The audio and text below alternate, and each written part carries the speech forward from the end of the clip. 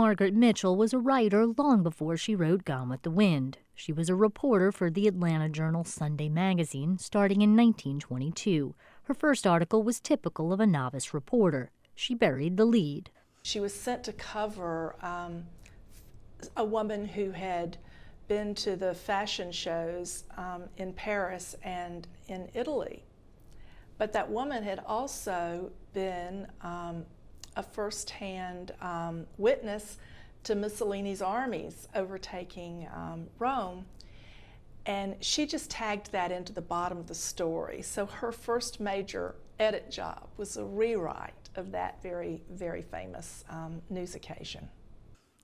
Her second husband, John Marsh, was also a reporter, and he encouraged her. John Marsh was also a journalist by background, and he worked for the Hearst newspapers. Their favorite thing to do together was to go to Georgia Press Association meetings and Georgia Women's Press Association meetings. I think they shared the green eye shades, and so we know their life was filled with newspapering. She was a lively and engaging writer. She had a wonderful interviewing style. She interviewed just so many people. Every big dignitary who came to town, they ended up having her interview them. There's a wonderful picture of her interviewing Rudolph Valentino, who was the great screen star of the time. Margaret had a tendency to stir things up. She wasn't afraid of controversy, which incurred the wrath of a lot of people in her circle. She was rather fearless and sometimes became a part of the story herself. She was certainly sympathetic to what was still called in those days the lost cause. She felt that the South had a valid point to be made politically, and that stories she tended to deal with often dealt with figures out of Southern history before, during, or after the Civil War. One of her most perhaps her most important legacy is the research that she put into her articles. She put a great deal of research and fact-checking into every piece that she wrote. Many of her stories were about women. She did a series called Georgia's Empress and Women Soldiers, and it was highlighted a number of unusual Georgia women. One was Rebecca Latimer Felton, who became the first woman to serve in the U.S. Senate. Another was Mary Musgrove, a Creek Indian, very famous Creek Indian. There was Mary Hart, who dressed as a man to serve in the Civil War.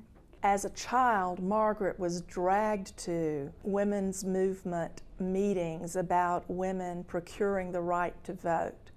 And so what we now call feminism was very much a part of her early childhood. Mitchell also was later on an early advocate for some of the things which would come to be known as the civil rights movement. She was never a woman who acquired material things. She basically gave her wealth away. And she gave it in a very targeted and thoughtful way. We discovered a compilation of letters that Margaret had written Benjamin Mays, the teacher of Dr. King, the president of Morehouse College, in which Mays had sought out Margaret Mitchell, and at one point even sent her his pamphlet, The Christian Principles of Race Relations. And in the course of that correspondence, you see a woman who had evolved from being a reporter, a world-acclaimed author. So you saw that evolution, and then you come across these letters. And the first letter was to Hugh Spalding. And he had written Margaret asking her for contributions to the expansion of St. Joe's Infirmary, which at the time was downtown.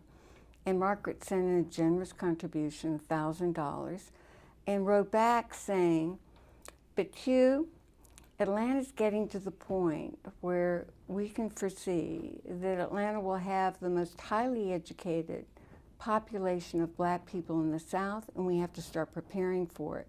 We need a hospital where our black doctors can train and come back and work in this section. And that became the undergirding philosophy in her providing scholarship money to Dr. Mays for students at Morehouse College, who then went on to Meharry Medical School. And we know today that she funded as many as 40 African Americans through medical school. Margaret Mitchell, Atlanta Press Club Hall of Fame.